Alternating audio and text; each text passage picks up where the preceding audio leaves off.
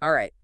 Diving in today, and, well, the title kind of gives it away, Dive Monitoring Gear. Essential stuff, really. Yeah. It's what lets us explore the deep safely. Exactly. And to guide us through it, we're cracking open this dive training manual. It's got some real gems in here. Yeah, these manuals, they're not just for beginners. You Always good to refresh the fundamentals. totally. So let's jump right in. Section 5.6 monitoring devices. You'd think it'd start with dive computers, all the fancy tech, Right? but nope.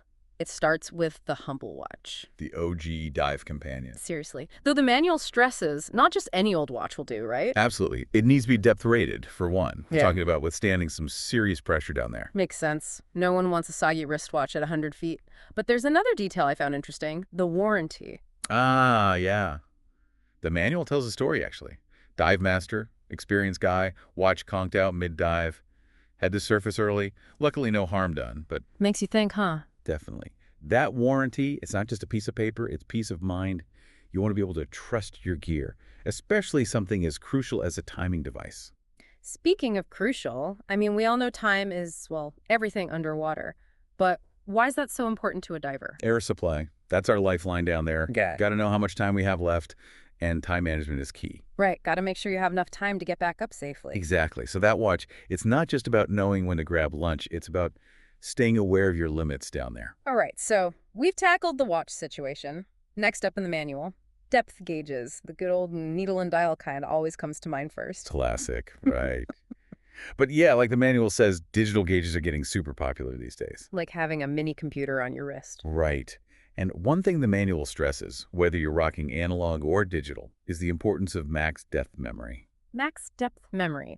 All right, so for those of us who maybe haven't cracked open a diving manual recently, what is that and why does it matter? So basically, it's just what it sounds like. The gauge keeps track of the deepest point you reach during your dive. Even when you start ascending, that number's still there. Seems minor, but it's huge for safety, especially when we're talking about Decompression sickness. bingo, the bends. Knowing your max depth helps figure out how much nitrogen your body's absorbed, which dictates how fast you can ascend safely. So many things to keep track of. It's incredible. It's like every little detail has these bigger implications for safety. That's diving for you.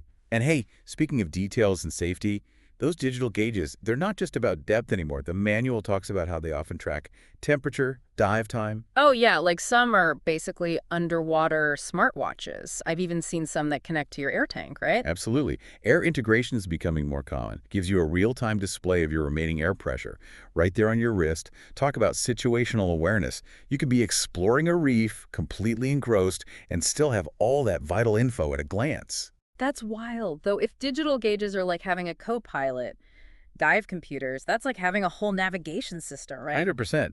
The manual calls them a major step up in dive monitoring, and for good reason. So what makes them so special? Aside from the obvious computer part. Well, they take all that data depth, time, even your air consumption, and use it to calculate your no decompression limits in real time. Okay, in English this time. What does that mean for someone who's, say, never even seen a dive computer? Fair enough. Basically, it tells you how long you can stay at a certain depth without having to make decompression stops on the way back up. It's personalized to your dive profile, always adjusting based on what you're doing. So potentially longer, safer dives. Exactly. Plus, many have alarms. Ascending too fast, exceeding your limits. It'll let you know, loud and clear. Sounds like they've thought of everything. Though even with all that tech, the manual emphasizes one thing. Computers are tools, they're not replacements for knowledge and good judgment. Amen to that. We can't rely on tech alone, no matter how fancy it gets. Diving's unpredictable, things change fast. Sometimes you need to make split-second decisions. Right, so why is that human element still so vital, even with all these advancements? Because understanding the why behind those numbers, Hmm. that lets you react appropriately even if something unexpected happens. Hmm. It's about knowledge and technology working together. Totally. Now, the manual also touched on consoles. What's the deal with those? Consoles, they're all about streamlining your dive. They group your essential instruments together: pressure gauge, depth gauge, compass, sometimes even the dive computer itself. So everything's right there, easy to access. Yep, situational awareness again. Being able to check your vitals quickly means you can keep your focus on the environment.